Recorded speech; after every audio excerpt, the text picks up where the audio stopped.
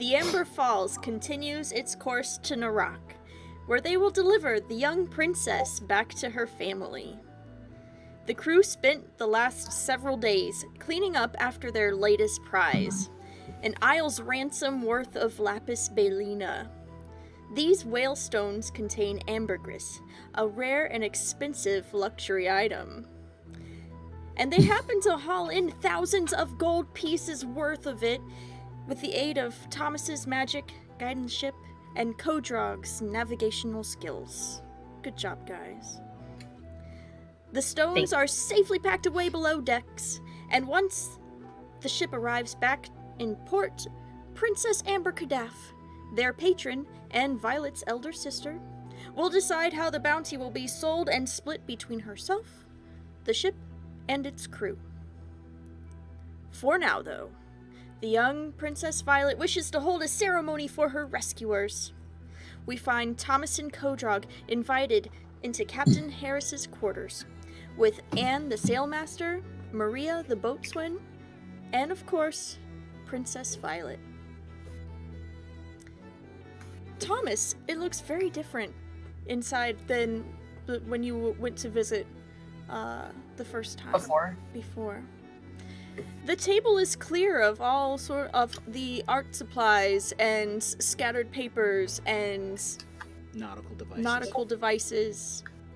And cleared off with stool chairs brought in from the galley to present this nice little tea party that's happening right now. On the table itself, replacing all of the captain's personal effects, is a plate full of what look to be biscuits. Really nice biscuits. Looks like Cookie might have made an effort to make them look nice. They've got like a little star pattern on the top, and that looks like it's either got some jelly, jam, or some sort of red thing jabbed into it. It's crayons. Yes. A silver tea set is also on display on the table with matching sugar bowls and creamers and tiny ornate silver tiny teacups. And the captain and Princess Violet are standing on the other side of the table as Thomas and Kodrog and the sailmaster and the boatswain join you all in the cabin. Nice. So you've walked in, and this is about the same time as Anne's come in. The boatswain's already there, and Jason will make like a hand gesture for you guys to come toward the table. Cookie's in the back, and she's finishing with the tea as she pours it into the little tin cups. Silver cups. Mm-hmm. And just like the regular mug, these cups also have lids on them. So if you could imagine like a little teacup with a metal lid on the top of it with a little sippy hole. And so she fills it, closes it, and latches it, and does that for each individual one. Mm-hmm. And then, it's all ready. And Jason will excuse her, and so she leaves the room. The princess stands at the head of the table, and you see her rolling her shoulders back, very prim and proper in her nice coat. Welcome, friends and heroes, to the ceremony honoring my rescuers. Please join me at this table where we will... what is it supposed to be? Looking at Captain Harris. A ceremony. This ceremony. And then she sits down, very proud of herself for almost getting through it. You did it. So, the captain and everyone else can have a seat at the table? And Maria and Anne will take notion of this, and they will pull their chairs out and start to have a seat. Mm-hmm. You guys are not unaware of how the protocol works to a degree. You don't have to have ranks and knowledge, nobility to understand some of the necessities. Like, the noblest individual in the room gets to sit first and stuff like that. You guys also probably know that it is a terrible idea to remain seated in the presence of really high-end nobility. You don't know where that starts at or ends, but pretty much anybody with a title walks into the room, you should probably stand up. So, like, princesses and queens and whatever. So I feel like Thomas would know that. Yeah. anybody with a title walks. So, Anne and oh man, forgot. Anne and Maria have seats, and they kind of like just put their hands into their lap. No, I'd say that Anne puts her hand onto the table, and Maria gives her a shake the head no, and puts her hands up, grabs the napkin off, and puts it into her lap. You see Maria kind of like... Have we described Maria at this point? Maria is the bosun and happens to be who you take most of your orders from, Thomas. No, I don't think we... Maybe like passing, but I can definitely I think we should. redo it again. So we'll go. Yeah. We'll start with Anne. Anne is the sailmaster. She is a lifelong voidfarer. It's in her blood. She's wiry. She's sinewy. She's got her sea legs. You know, there are no land legs for Anne, the sailmaster. She wouldn't know what to do with herself if she was on dry land. Mm-hmm. But she's a very proficient sailmaster, and Kodrog, you've noticed that several times she just kind of knows. You know, she can smell the air. She can just like see, you know, to know when the wind's about to change. She's very, you know, so she's very highly experienced, and you're trying really hard to get that like magical knowledge that she has in there to rub off on you a little bit as well. Anne herself is a woman of oh, thank you, Palmer. Yay, thank you. Woman in her 40s. I don't think Anne's young. No, Anne is And is not definitely young. Anne is an old hand. She's definitely upwards of, you know, getting close to 50. Yeah, and she's still as skilled as ever, and she maintains a decent health of little to no drinking. Yep. And no smoking. Nope. And she's a vegetarian. Yeah, which is what you've noticed. In the galley, she skips a lot of different foods. Mm-hmm.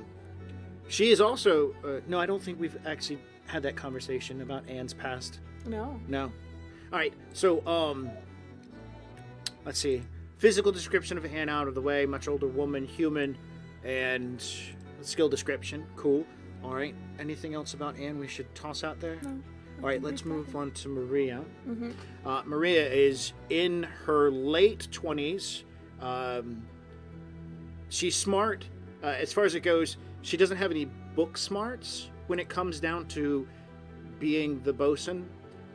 She got her education just by trial and error and on-job training, where somebody might have gone to school to learn and do the things that she does. She worked her way up on a ship. She was apprenticed.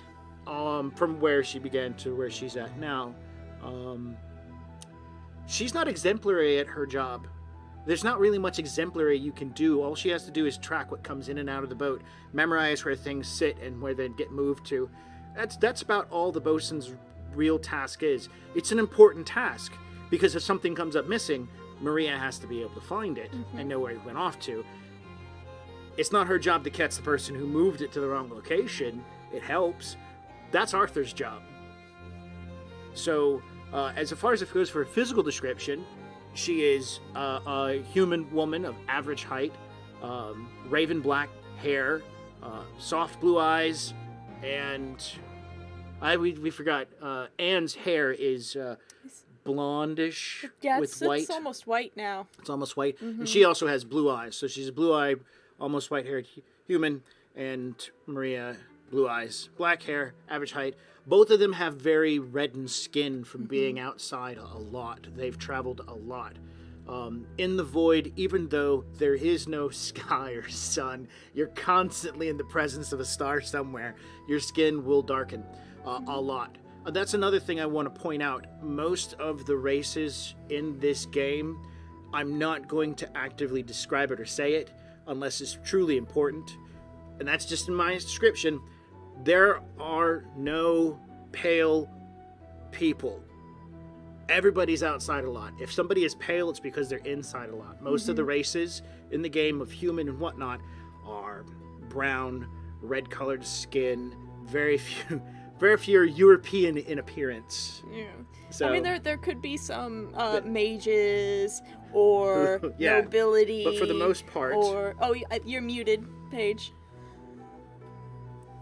That's the thing. Thomas is probably like peachy because he just stays inside reading books. Yeah. So for the most part, the appearance of the races of all the races, dwarf, failing, and human, is going to be brown, reds, darker colored skin tones, tans, black, and that's important to keep in mind. So like Harris, he's pale.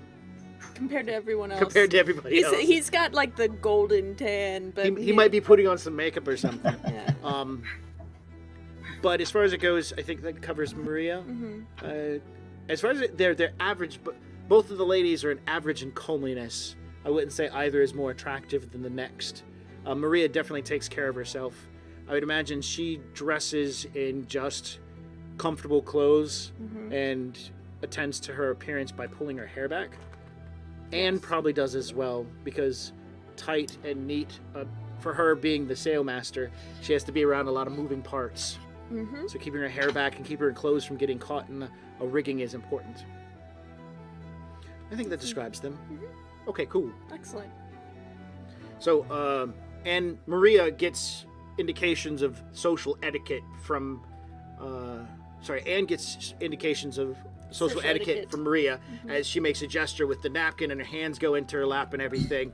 And then Anne just kind of nods along doing the same thing as the princess pulls herself into the chair better. The captain gives her a little bit of a hand and she immediately reaches over and grabs like this little forky thing and stabs one of the odd looking biscuits in the middle of the table and drags it over to her plate, or pulls it up, and as it floats toward her, she'll grab it and set it onto her plate. Plates, of course, these are fancy plates. They have lids. So she puts it on, and then she goes for something else to put it in her lidded plate. Because you can't just put food onto a plate. It's just going to float away. And it would be pointless to put grindstone into your food so it sticks to your plate. Nobody wants to eat rocks. So plates have lids. Would have just a buffet of floating food. I'm pretty sure she would too. So she starts moving some jams, and she looks to all of you and says, "Please have some tea and some crumpets." Apparently they're crumpets. Supposed crumpets. Supposed crumpets. Cookie has used a lot of honey to make them very sweet and delicious. So she takes hers, and then starts, cutting very daintily with these tiny little utensils that are going through, and then takes tiny bites. Nice. So after being, formally invited to sit down, and everyone else, above me has sat down, I'll sit down as well. Yeah. Excellent. To wait my turn. The princess looks at everyone. She's eating very tiny bites, so she doesn't look like her etiquette is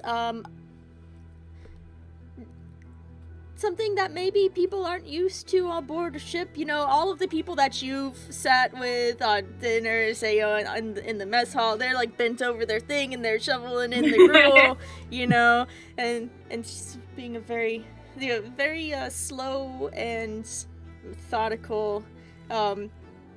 Anytime Cookie has biscuits in the chow hall, there's always a competition to see who can shove the most into their mouth. Chubby Bunny. Just saying. With cookies. Yeah, especially when you get several for with your meal. And it's not for any other particular reason other than this was decided a long time ago. Larry is the champion, being able to fit 5 biscuits into his mouth. What kind of roll would you have to make to end up doing that? You have to roll a D. Larry. D. Larry. I don't have that dice. Shit. Yeah, they're rare. That's why he wins. That's why he wins. So you guys have a chance to drink the tea, eat some of these honeyed biscuits, which they're honeyed, they're sweet, they're not bad. There's a bit of an off taste to them that reminds you that Cookie made them. You're like, I Yep, mean, this is Cookie's cooking. Like, that's, You, that's just what Cookie's love tastes like. yeah, aw. you're pretty sure that what the flour she used was probably grounded from some of the mushrooms that are gathered on the ship. So, it's still good. It's like it's not- earthy and sweet and... at the same time, so it's a required taste. The princess seems to be loving it. And so, as she's eaten into her biscuit a little bit and drank some of her tea, and you've had a chance to prep yourself food and drink, the princess then seems to have an epiphany.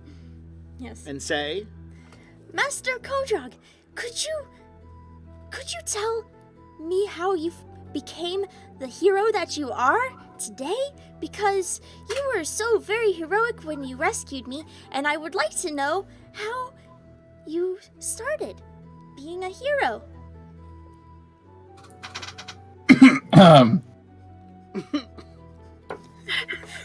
She used like hero in every other... And So he Thomas was- is just sitting there going, like trying not to laugh. Yeah, Kodrog was had taken a small bite of his crumpet, trying to take a lead from the princess and doing small, civilized bites, and was just pondering about what kinds of things it was exactly that the crumpet was made out of, knowing that everything that Cookie makes is something else. Wow. Clears his throat. Well, princess, being the third child, when I came of age, I was to serve in the military for my iron home, as is dwarven tradition. My family had a decent amount of prestige and honor accrued over generations of dedicated study.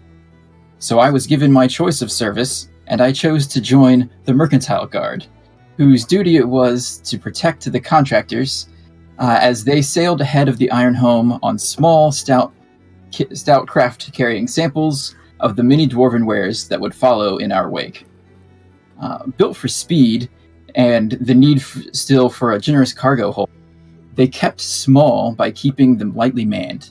3 officers, being the captain, the quartermaster, and the salesmaster, as wisdom comes in 3s.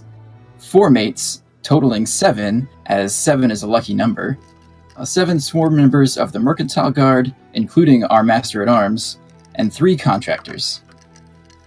Once the sample goods were loaded on our vessels, we would set sail from our iron home on towards our next destination isle, and because of our precise scheduling, as dwarves are known for, every isle would greet us with great expectation.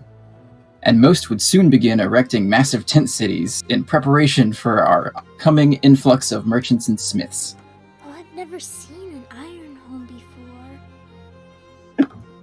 Well, we would typically arrive 3 to 6 months ahead of the Iron Home to give the contractors time to hammer out contracts with nobles and guilds, leaving us MGs with not much to do. And as the saying goes, a dwarf with idle hands is a dwarf with no hands at all. So we found other ways to pass the time. When not on watch duty on board the ship, many of us would make some extra coin at dice or darts, but the coin would absolutely rain when the tent cities were complete, and merchants needed guards. A merchant who employed a dwarven MG was one who could sleep peace of mind. After the Iron Home passed and the tent city came down, it was time to settle any personal debts before the return home. Most isles didn't allow weapons to be carried in town, save for a dagger to cut your meat. Luckily, they also came in handy when certain debtors needed encouragement. Looking awkwardly over the captain. The voyage home was the easiest part of my year, though. We spent most of our time enjoying the finer purchases we made. Pipe leaf from isles far and wide, cask-aged brews of high vintage, all shared with friends at arms while rehashing our latest adventures. That sounds like so much fun.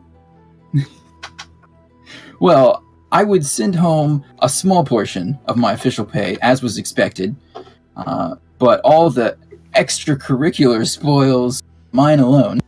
My father had much to say about how I spent my coin, but my mother would always brush him aside and give me another parcel of books she thought might come in handy. For years, though, they laid in a pile in my footlocker unread. That's not very nice.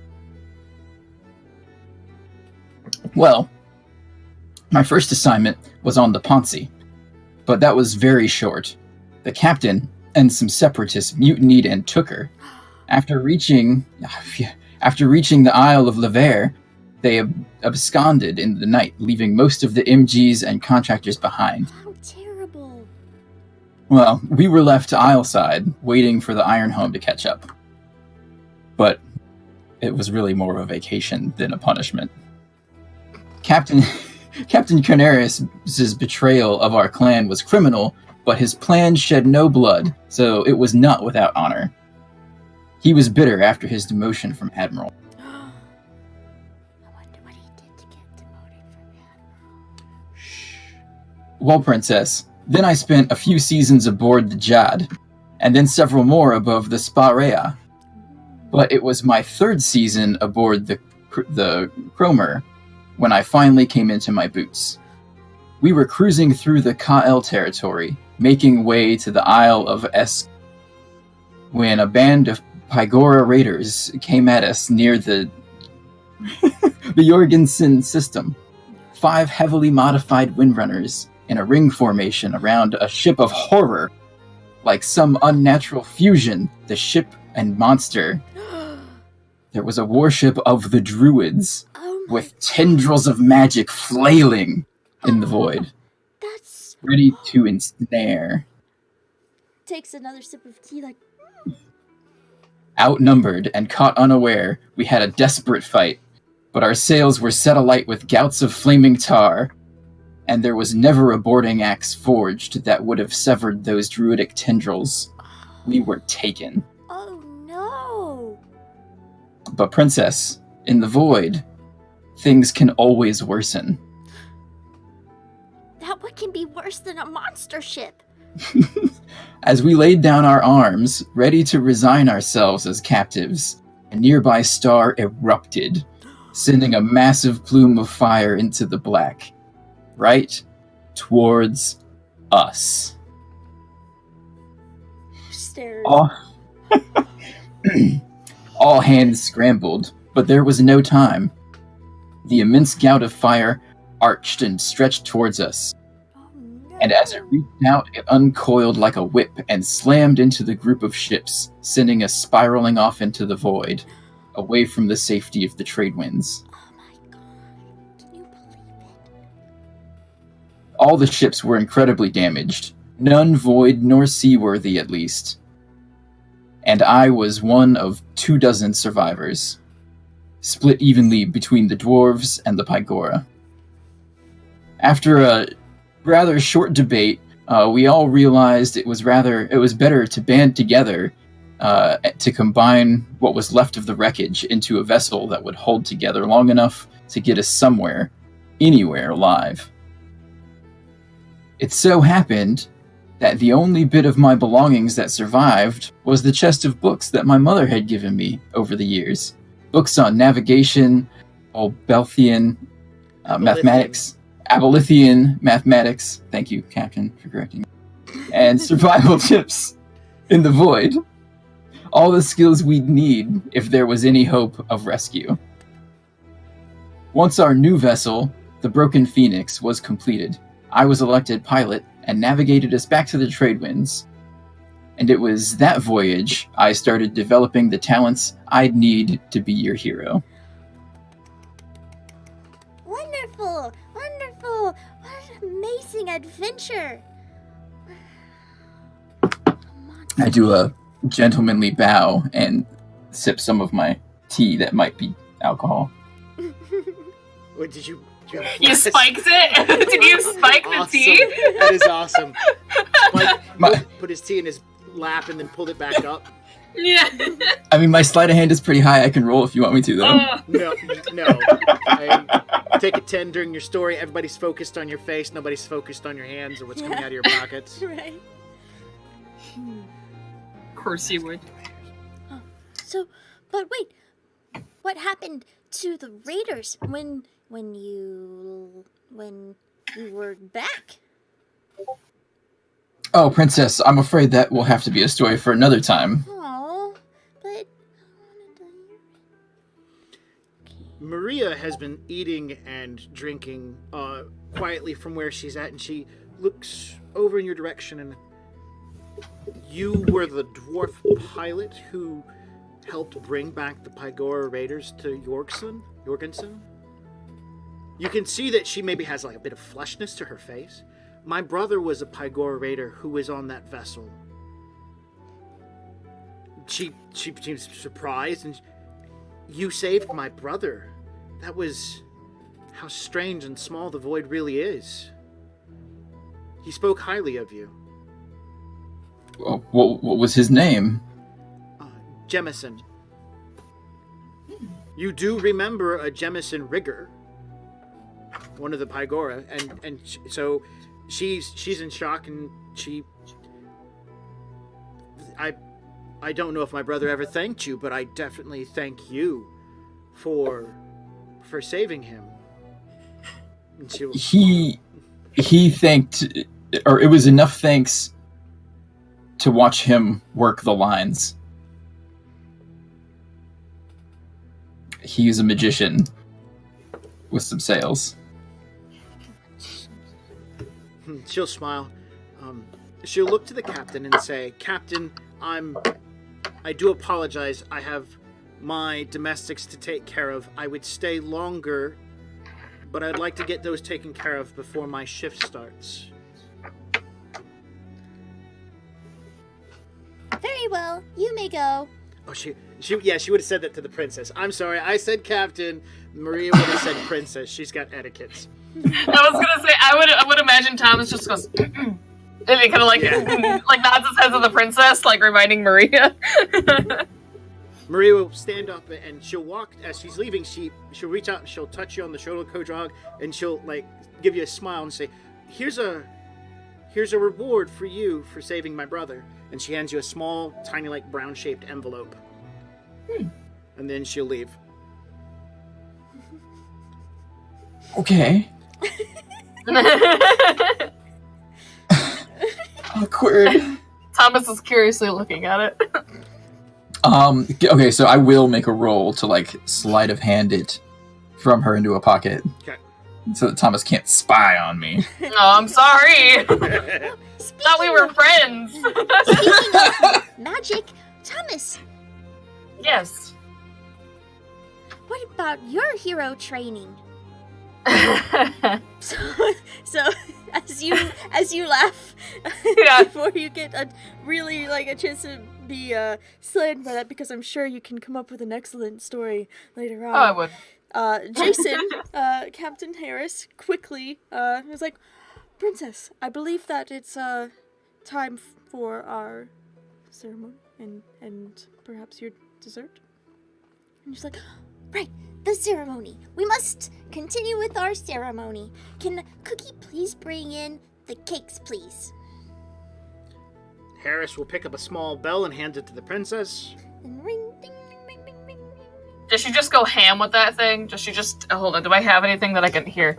She just like this is gonna be the bell, my glass lights, and she's just like like. No, she's very she's got the hand up. She's very. All right. You see the hint of that desire in her eye? Yeah. She's a lady. She's a lady. She wants to come. My tea party would be fucking off the chain. It's a ceremony, not a tea party. I'm sorry. I know. Cookie, the door opens and Cookie comes in, pulling behind her a cart. Of course, It's not on wheels. It's just floating. So it's a tray. She's got this tray, and she opens the door and she pushes the tray and pushes it behind her. As she walks through the room, the tray is like floating, and and then she comes over and she's like, "Princess, I have made you a cake." And she pulls it off, and you believe that looks like a cake. Everything in your training of being that's a cake. How the did she? It's got icing on it and trims and decorations. It looks like it's a cake. But you know, there's no ingredients down there that can make cake. No, yeah. Is it wrong that in my head I imagined her pulling off this lid and a rat was on it, like as decor? No, instead, and it looks like it might be chocolate frosting. It's brown. Got little bits of cherry-looking things on the top of it. Yes. So Maybe she bought it at the place. Bought it at Publix. Yeah, maybe you know, like when you're like, oh hey, bring something to our potluck, and you're like, right, and then you forget, and then you buy something at the grocery store, and you're like, I totally made this pie. You know? No, I'm pretty sure everybody on the ship would have heard her opening that plastic container and been like, "The f*** is going on?" Because everybody knows that sound. You can't even open that thing in the morning. It's a very small cake. It's only about maybe 6 inches in diameter and about like maybe 4 inches wide. So it's a tiny cake. Oh, okay. Publix is a popular grocery store in the South.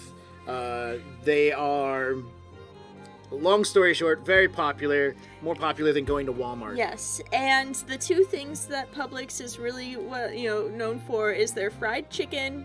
Oh god. Well, no, 3: fried chicken, subs, and cakes. And cakes. Yeah. They've got other stuff going for them that ranks them like well above what a Walmart is. You guys know what a Walmart is, right? Yeah. Walmart's everywhere. So, anyways. Yeah. Kind of reminds me like we have Meijer. That's our grocery store. And they're pretty much famous for all that stuff too. Yeah. Could be all the same company with just different labeling. Yeah. Probably. Could be. Different labels. So you see that she takes out a knife and cuts very small pieces and prepares them, and it looks like cake. Like cake. Like triple layered chocolate cake. Looks like. I'm waiting to like try this and being like, oh yeah, no, like. Cookie will pull back and stand nearby with her face with a big smile as she waits for you all to dig in, as if maybe she knows something. Maybe this is a trick. This is a secret. Thomas is the only known spellcaster on the ship, right? Mm-hmm. Correct. Okay. I'm gonna piece of cake is passed around the table for everyone. Yes. Tea is recharged if you need it. Yeah, why not? Thomas is all about that. So, before everyone digs into their cake, before you have the chance, it's just sitting there in front of you and you can smell it, and it smells like cake. Oh yeah, wait, it's polite to wait for the princess to have her bite first. That's why I'm waiting. The princess it's like a birthday. will stand and will hold a hand out to the captain, and the captain produces 2 small leather-wrapped pouches that is provided to her, and then she will walk over to the both of you as you're still seated and be like, "For you, Master Kodrog, for your brave actions and your heroic deeds." And then she places it into your hand. Yeah, I the will cake receive just it. Plop. Right. And then she'll go over to Thomas. "Master Thomas, I have for you a reward for your services. You are a magnificent magician and a very fine hero of the ship." And it provides you with with this leather-wrapped pouch, and then proceeds to go and sit back down at her space. As you all are beginning to open these pouches, you hear her say to the captain, and saying, "And I will be sure to repay you from my dowry." The captain will just nod. Yeah. Opening the pouch, there's silver coins in there. And quick glance, for those who can count fast, there's 10 silver coins in each pouch. Which is more than your normal wages, but less than what you're going to get from the sale of the Amber Grace. So apparently the princess has, for some reason, negotiated with the captain to give you guys a reward. Okay. And as part of your reward, I will humbly invite you to the castle to meet my sister and my father and my court mage. So I will stand and go over to the princess's chair and kneel beside her.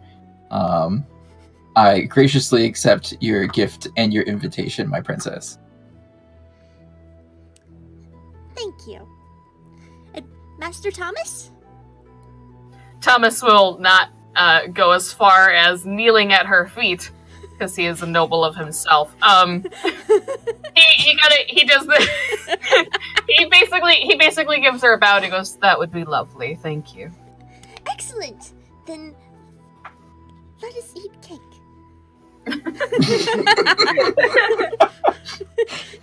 That's the most important part. Yeah, so... As you dig into the cake after getting a moment, unsure of what's about to happen next, your experiences with chocolate are probably limited. Rich nobles have chocolate. Alcohol, everybody gets alcohol. Tea, coffee, cigarettes, yeah, these things are everywhere. Chocolate is rare. Chocolate, druids control chocolate. So it's not cheap and it's hard to come across. Oh, dude! Very few people have been able to get chocolate to grow in other environments. So this is by far a treat. Thomas, you have had plenty of experience with this delicious substance. Oh, yeah. And this cake rings true to the ownership of the title chocolate cake. Oh, wow. The cherry bits are actually currants, so they don't eat, it doesn't totally ruins it. But it is a level of creamy and delicious that melts in your mouth and makes you salivate. Did you say currants totally ruined it? Currants are delicious. They're awesome. Anyways, they're not. I've never... Currants? It's like a Black Forest cake, but with currants. Yeah. Currants. They're tiny little red, tarty. Some of them are black. There's varieties of currants. I'd have to see pictures of them. I've been one of the population who's never had Black Forest chocolate cake before. Man, sadly. You should go to Publix and get some. Fly all the way down, yeah. Yep. And so it meets to your expectations. And so as soon as the smiles grace everyone's faces, Cookie will take her serving tray and leave the tray behind with the cake for in case you guys want more, and she leaves the room happily. She has succeeded. Yes. Clicking and clacking out. Tick. All right. I saved my loot for half my loot for 7 seasons in hopes that I would come across somebody who had some chocolate to sell, and never found anybody. It's my first chocolate experience. Thomas is just surprised that they actually got chocolate, like something similar to it, and something that actually meets to its expectation, because he's a noble and he spent plenty of time with the druids, so this is chocolate. Because for the most part, you've seen fakeries. If somebody dyes it brown with like variety of different things to make it look like chocolate, and then it's like terrible. So, it's nothing like the real thing. Nothing like the real thing. So the cake pretty much ends a lot of with the pleasantries of you guys being awarded with the prize, as well as being invited to the castle. As the desserts come to an end, the princess, of course, being getting tired, you can see it in her face. She will yawn a couple of times and then want to engage in more conversation, but the captain cuts it off quickly by saying, Yes, I'm thinking of a way that the The captain would captain say would put it that, right. but wouldn't be like, "Go to bed, you asshole." I'm tired of being Bedtime! Yeah, it's like, I believe that this was a very successful ceremony, Your Highness. And perhaps we can continue to have them tell us their more pleasantries another time. We wouldn't want to have them tell all their stories before they got to meet your father and meet the king and Princess Amber and your court mage. I'm Reginald. sure Reginald. She's like, you're right. Very well. Thank you very much for attending your ceremony. My ceremony. Yes.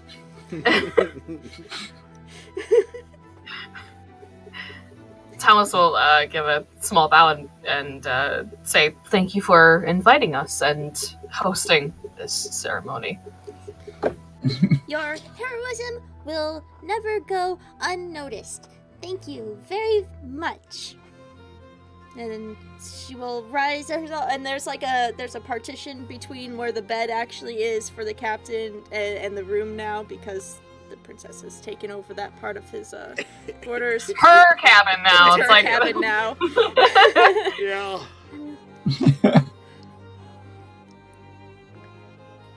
We shall arrive tomorrow. And the captain will nod. We will be there soon. Excellent. Then I wish More you than one day, less than 3. good night. And then she will, very ladylikely, will, Ladylike. yeah, I like it. will take her leave of her heroes and the captain. All right, so this is you guys get a chance to do your thing. Kodrog? Oh man. Well, it seems like we're being dismissed. And Go, but if your choice, if you want to stay, that doesn't look like there's a requirement to stay. But you will be within earshot of the princess, so you might want to keep your language still, yeah. I don't want to tell her what actually happened when you had to fight No. out those things. But No. I know when I've been dismissed by my betters. So, I don't think the captain wants us in his room. It's also the princess's room. yes. So yeah, I'm gonna start backing out Okay. and try to judge the room and see if anyone else is leaving, because I don't want to be the only one to leave. Anne's totally pushing out her chair, putting it back under the table, kicking off Okay, and good. drifting over to the door. You're Yeah. not the only one leaving. Anne's like, yes, finally, I can get out of this. Bam, she's Yeah. done. Get out of my The entire stuffy, time, Anne's just gruff. my like, stuffy fancy clothes. She, when she had the same kind of reaction that you did about the chocolate cake. She was like, yeah, right, this is oh my god, it's chocolate. yeah. So perhaps she may also have an understanding of what. Yeah, she's got some history. All of them have history. All the NPCs we put out there have some history. Did anyone not finish their cake? I'm pretty sure Maria did not, nor did the princess. Well, no, the princess probably did. Yes. Maybe not Jason and Maria. That's the only two I could think Well, of as far Maria as wasn't there. She didn't get any cake. That's Yeah. right. She didn't finish hers. So, of So course there's she didn't finish hers. there's cake there. You are allowed to grab more. Cookie left the tray for The that. whole thing's still there. I'll just take Maria's piece. Okay. I'm gonna. You just take the plate, you're leaving. But as you're pondering how much of this cake you want to take, the captain will cut off a piece and then keep that. It's for the princess for later. There you go. and then you get basically the last quarter of a cake. Oh man. The last quarter of a chocolate cake. So I'm gonna pull out a handkerchief and wrap it around the cake, so that because I gotta try and save this at least for a little while and Fuck enjoy yeah. it in pieces. Fuck yeah. Yeah. You get all the alcohol in Dude. the world, but you'll never see chocolate again. Yeah. You're gonna walk into the barracks and Larry's just gonna be sniffing your pocket. He'll know. Larry can sniff my pocket all he wants. Like, it'll be instant. Like, Hands off, Larry. shark to blood type of thing. Ay, ay, ay. Thomas will stay behind for a cup of tea. Sure, because now in the room it's just you and Jason. And the princess sleeping. Yep, of course. There's no point where she's over there with the curtains parted looking out. She is a respectable young lady. Is she? Is she, though? What you gonna do? And she got over there, she took her iPod out, and she put her She's earphones reading. in. She's zombied out. She's got Yep. like one headphone out so she can hear what's going on. Let me at work. Like a fucking teenager. So awkward. Yeah, I think Thomas will kind of lean back in his seat and sip his tea. He will gesture towards the cake and he'll just simply say, I'm surprised she actually got chocolate.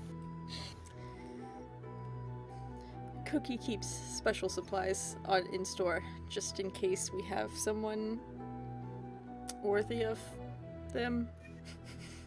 That's fair. Yeah. Would Thomas know that from being a bowswine? No, because people's personals that they bring in, like, you don't know where the honey comes from. That's true. Yeah. So like, yeah, it is like Cookie likes to make sure that her that she's is taken care of. Our private stock is our- taken care of. Yep. our royal guests. So Princess Amber does join us on occasion. It's few and far between, but chocolate keeps well, so. Yeah, it's good preserved. Cat! I hear you. Where's my cat? Why is she not crying? You guys, I don't know if you guys can see that. That's my cat, Etsia. She's crying to be let out. Oh, boy. You're just gonna get cold, and then you're gonna walk back into my room. You hear the cat. I'm like, it's like, 1 second. It's the little brown cat. Follow Yeah. you in. Now it wants out. Oh, excuse me, Captain. I have to attend to my pet. Of course.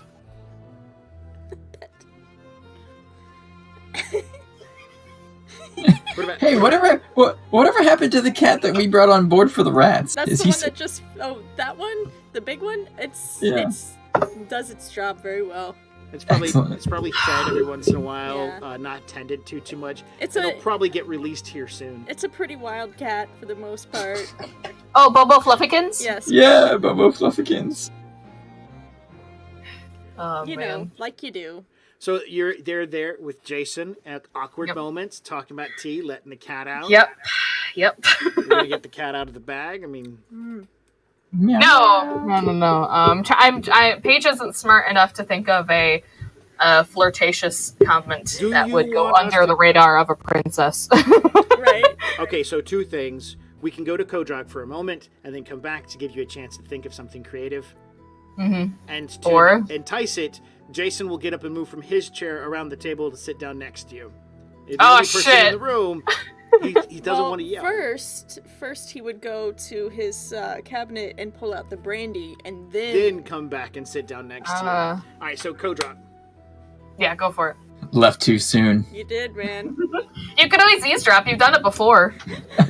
I'm surprised. Untrue. I'm surprised Kodrog has yet to say anything to Thomas to make him embarrassed. Like, We're friends, Thomas. Gosh. I know, but I was just surprised. Yet I'm not used to that. Plus, there aren't no eaves on board ship, so Please. Oh man. Yeah, he knew he used to drop.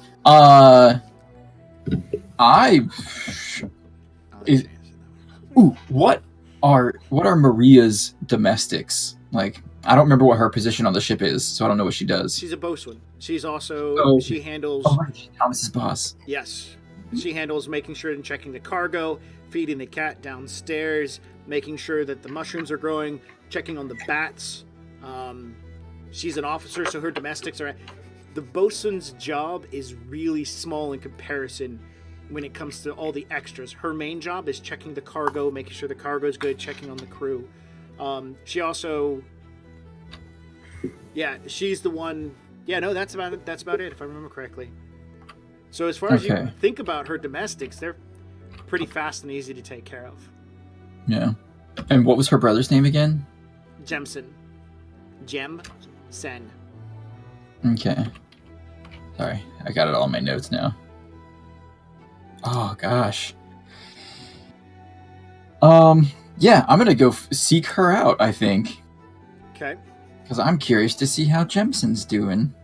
Are you gonna check out and see what prize she gave you? Oh gosh. Envelope? Yeah, sorry, I hid it in my pocket and forgot about it. I figured you would reach into your pocket and opened it in your pocket while dinner was going on or something to figure it out. No. Okay, so yeah, I'm gonna go. Let's see, a regularly secluded part of the ship. I'm just gonna go to like the stern deck, railing, and look like I'm looking out over the void and pull this thing out of my pocket and see what's going on. It's a room key. Her room key. Okay. Wait, like... What kind of person carries their room key in a pouch all the time? I didn't hear room key, I heard rune, and I was very confused, and then you got room key, and I'm like... Her magical rune key. Get it with Maria, dude! Go for it! She sounds attractive. I don't know. She's gonna be waiting there in lingerie on her bed, like, oh, you came. Hello. Yeah, but He's like, oh, you came. Now it's my turn. Oh. This show is I don't know. PG-13. So I have a very important question about her. What is the state of her sideburns? Are they majestic? Are they non-existent? Non-existent. Like, oh, well, there you go. Breaking point. I mean, you know, they're whatever, like, lady They're- humans have. Yeah, they're human. Human Minuscule. lady. Huh. Yeah. Like tiny. Yeah. Yeah, like, I don't know. I don't think I got any, so I can't really... I think I make them with my own hair, because I like sideburns. Okay. Yeah. It's been a magical moment with all of us about lady sideburns. So I will venture to the bosun's cabin, which I'm sure is public knowledge. Of course. Yeah. Yeah. All right. There are many locks in this ship, and quarter keys are different shaped than some of the other keys. So this key is specifically, you can tell, meant for someone's quarters. It's probably unique to her door, but it's also probably unique just to the officer's door. So this might actually open Arthur's door, or the doctor's office. I'm thinking maybe not, because you have seen Arthur carrying around a collection of keys, because you know he has to get into everything. Right. So you get to her place, and her door is shut. I'm gonna put my ear up. Oh gosh. Hold on. Okay. This door. How public is the place where this door is? Because of the officers' quarters, it's pretty public as far as it goes for the location in comparison to like a flight of stairs is no more than like 10 yards away. It's like a narrow hallway. It's a narrow hallway. I mean, so for the most part, it would have to take somebody at the right moment coming down the stairs before they look down and they see that you're going into her room. I mean, Okay. at this point in time, you don't hear anybody, and Larry is nowhere nearby. Let me go ahead and roll the Larry dice to see where Larry's at. The D Larry, where's he at? He is probably in the kitchen right now having drinks with the boys before his shift begins. I mean, I don't know. He might have extra because Arthur caught him in the bar. Oh, He wasn't supposed to be on shore leave because That's not- somebody ratted him out. That's right, but that's not going to stop him from skipping duties and going drinking. I mean, it's Larry. What do you expect? It's fucking Larry. That's what you get. He's chaotic neutral. What are these days? One of Okay, these- so I want to do an extra sound check to make sure there's nobody coming, Perception. and then listen to the door. Okay, so that's one whole perception. Yeah. And then you want to throw like a stealth roll on top of that just to be like Yeah. and sneaky. Extra careful. Yeah, of course. Remember, So I'll anytime you're do... going to do a roll, you can always take a 10. Yeah, I know. I just love rolling the dice. Fair enough. We have dice for a reason. So my stealth is 19. Nice. My perception is got hard to hear over the thrumming of my own heart. That is... Oh, it's still an 18. Okay, that's still decent. So you've come down to the stairs. You knew the situation you're walking into. You checked around on the top deck before you came down. You checked around the next deck to make sure as you head down to the short hallway. You can hear Arthur in his room sleeping, because this isn't when he would be up, so you can hear him lightly snoring. You pass by the doctor's office. No sound ever comes from there, so you don't really know if he's there or not. But his door is also shut. And He so can hear me. The doctor, he- like, he can feel me. yeah, the doctor. Or no, he has to touch me first. He has to touch you, but the doctor Okay. can feel when people walk by his door. So that's just it. Your stealth roll would be floating down the hallway. Okay, right. And your have to remember I smell, can do that. once you understand, because everybody smells around, it's not like he's going to be able to smell you suddenly appear unless you're covered in something that is stronger than your normal smell. So you stealthily float down the stairs. At some point in time, walking down the stairs, you release and begin drifting through the hallway, pulling yourself along the edges and whatnot, hoping that touching these walls, the doctor isn't sensitive enough to notice. You get over to Maria's door, and it's shut. Pressing yourself up against it to listen, you can hear noise on the other side. It sounds a little bit like just somebody moving around. You can't distinct out anything in particular. No singing, no talking, just stuff. Okay. Nothing that so I can't discern what's happening. I can just know somebody's in there. Yes. Okay. So since we didn't discuss any of this already, was the fate of the Pygora Raiders a positive fate or a negative fate? The captain of the Broken Phoenix, when you guys got back to the trade winds, the second you guys came across another merchant vessel, it wasn't, hey, by the way, here's a group of raiders that attacked us. It's, hey, our ships got destroyed. These guys aren't with us. Could you help take them home? Here's some money. These guys are nice guys. Just take them home. The dwarves took the Broken Phoenix back to the Iron Home, and the Pygora Raiders got dropped off. So you guys separated good ways, and when you got back, they're like, hey, what happened, you guys? The lie was, we got hit by an explosion from a star. Oh, wow, that's terrible. And since this day, what is it, 3, 4, 5 decades later? I don't know what it is for you. You know, Yeah, I'm not sure nobody either, has yeah. ever came out and said what the true story is, because the captain said what happened was men in desperation. They came after us in desperation. They shed very little blood. Only those who truly fought hard were the ones who were slain. We can forgive them and move on with ourselves, and we will make them part of our crew, and we will crew with them, and we will find brotherhood under one flag for the Broken Phoenix. That's what the captain's speech was. And he was the first mate. He wasn't the actual captain. He died.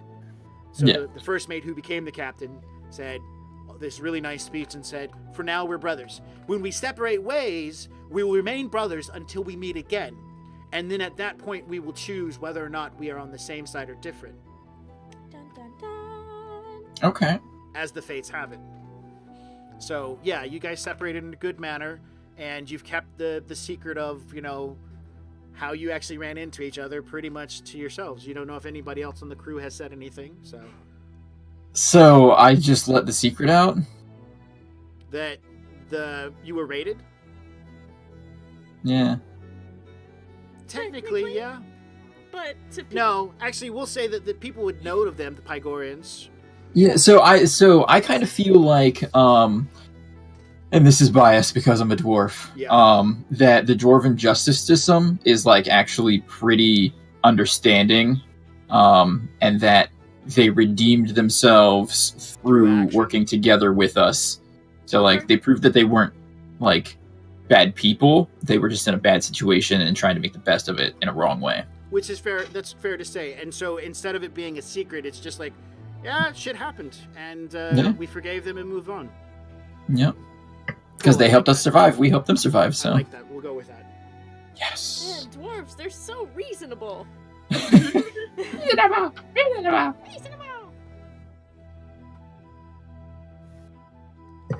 You know, when in the void. Gotta work together. All right. Yeah. Okay. So good. Excellent. So I know that we're not like frenemies or something somehow.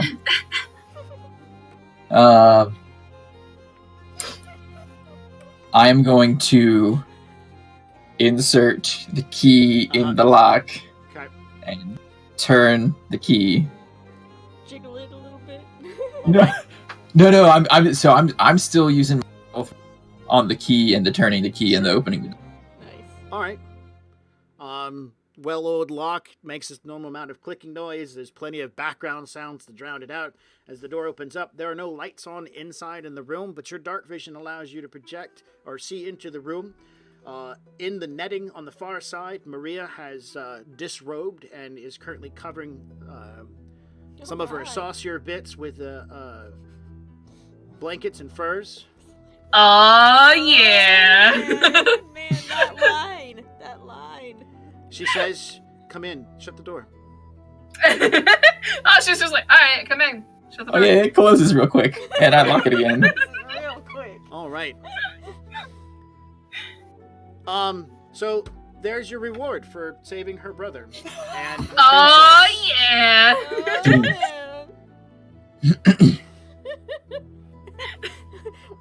What do you do, John? I mean, not explicitly, but we're just gonna let you.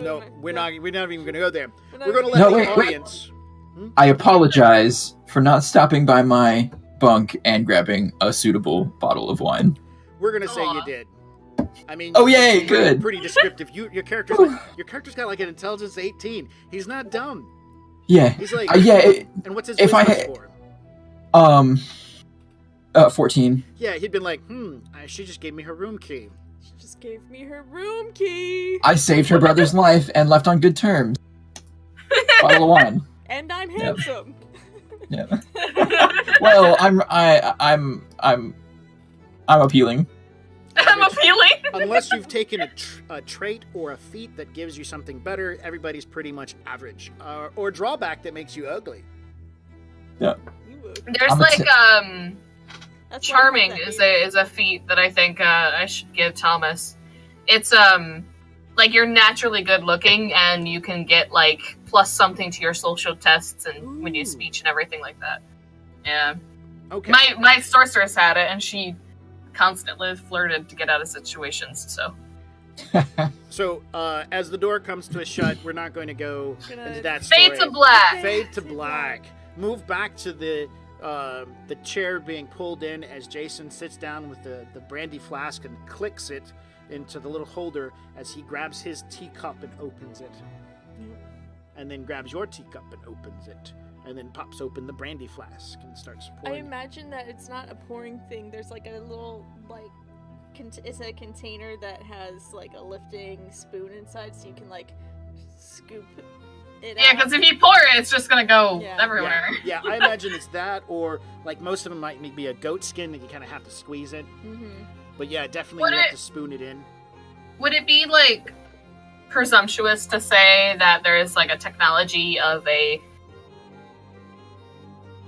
okay, I'm gonna just say what's in my head and hopefully it makes sense. So like you have two containers and you have this like individual like socket thing that you can connect them, like I don't know, here on the glass.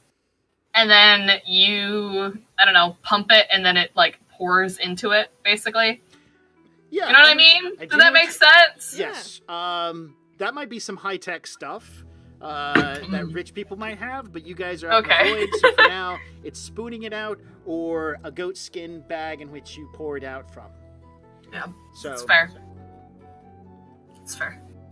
So for the most Thomas part, will though, allow him to. So- Thomas will allow him to Brandon? top his. Yeah. Excellent.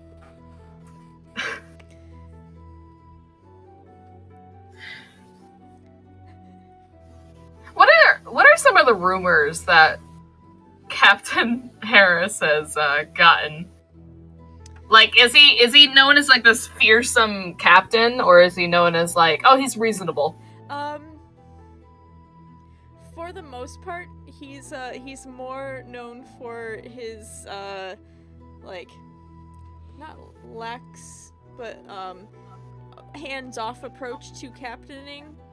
You know, he Okay. feels like he doesn't really need to be involved. He was the rumor is that he was placed into this position as a punishment, but Oh.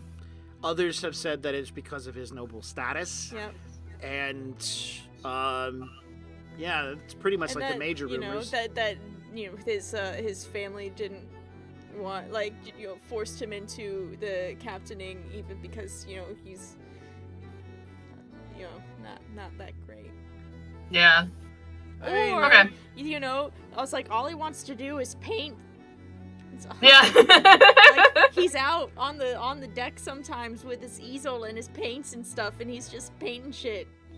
You know, like, he is the most uncaptainy captain.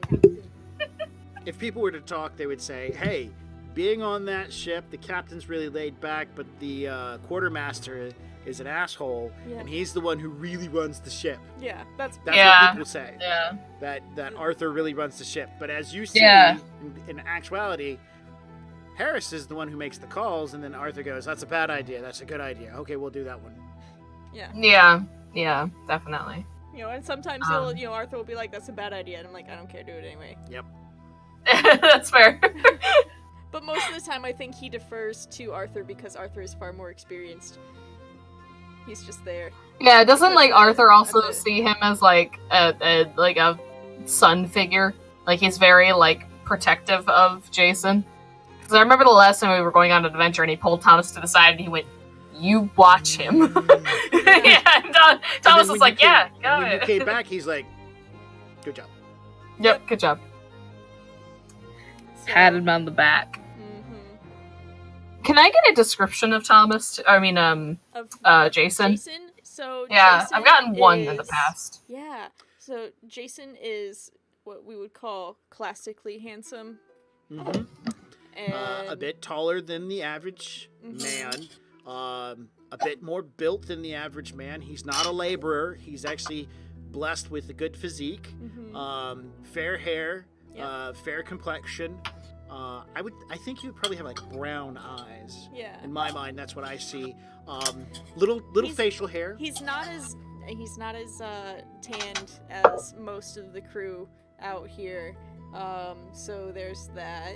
He's not as hairy as most of the crew too. No. Yeah, and he does do the whole Corsair thing every once in a while. Every once in a while. Because it's so much more cooling. Because a lot of you guys actually do the Corsair thing. You wear a coat, you wear a shirt, and then you have a chemise underneath that, and you open all of them up. So it's like hot, you open all of them up, you still wear them. Because all of a sudden, it'll get really fucking cold. You're like, do, put it back together, because I don't want to freeze my ass off. Yeah. So he joins in the crew. Not all the crew do that, but, you know. Like, Some of the crew that are super used to the weather out there, they just don't wear a shirt anyway, unless Yeah. there's like bad weather. more of the thinner races, I would just, like a Failing might wear all their clothing, where like Inu doesn't. He goes barefoot for the most part and shirtless, because he's a little bit, Stockier. Yeah. stockier, well built, and really not scared of the risk taking that he incurs by not wearing shoes. Mhm. But Captain Harris, a bit taller, a bit more built. More handsome than the average Oh, yeah. person. Very Yeah. handsome, we'll say. Yeah, I would say very handsome. He's got looks. I'm going on guessing- his I'm- side. As I say, I'm picturing pretty boy handsome face, which I am all for. So yeah, no, I would say pretty boy. He's got that kicking. I'm pretty sure when he was younger, and they're like, "Hey, you should get married." They were beating off the women, trying to line him up. They're like, "Get in a line," and he's Yeah. like, "I'm sorry, No. I'm just gonna go paint my pictures now. Or, oh, hello, Ramon. Let's go horseback riding, Ramon. Why are you going out with Ramon all the time? Yeah. So yeah,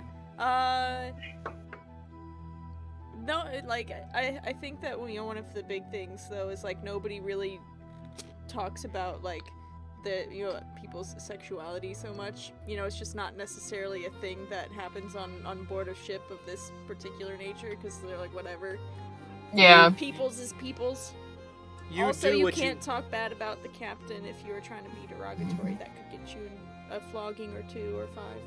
Yeah, I'm pretty sure calling the captain a Nancy boy the first time will get you a bad look. Calling the captain a Nancy boy the second time will get Arthur to come down on your head pretty quickly. I'm sure Larry's tried to cross that road plenty of times. Oof. Tried. I'm surprised Larry hasn't said anything to Thomas. Maybe Thomas is hiding it pretty well. Well, also, Thomas is a wizard. That's true. Larry is not dumb. No. Yeah. He wants to, be the hero in his story, but he's not an idiot. Doesn't everybody? That's like me dealing with life. I want to be a hero in my own story, and then I turn up to be, my introductions to anarchy. But yeah, Thomas will, he'll take his glass of brandy and kind of like raise it up a bit, and he'll, look over to Jason and go, "So you're good with kids, AC?" I try not to bend too far to the whims of the princess, but... Yeah, I've noticed. She's, quite demanding. He kind of like lowers his tone so they're in whispers. You don't know half of the things I've already told her she can't do. Driving the boat, for example. Yeah, that would, practicing her rigging skills. Oh. I'm sure all the lines would be tied up in knots if she did such a thing. It'd be too dangerous. I don't think that I would want to risk my life for her to have her education. You could always have, like, Kodrog or someone teach her. Okay. Let's see if we can figure out why they can't hear us as much. Real quick.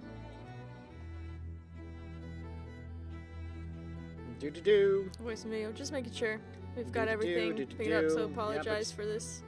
Yeah, it's always up. It's this stupid microphone. It might be the microphone. We could talk a bit more direct toward it. If not, it's a possibility you might have to turn up one of your functions in Windows, but then it's just us. Yeah, it generally is always just us. You guys sound fine on my end. Yeah. I can hear you just fine. Yeah, same here.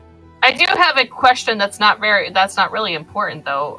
Sure. Is there going to be music change? Because I'm like also listening to the Roll20's music in the background. I don't know. It's really not fitting this scene.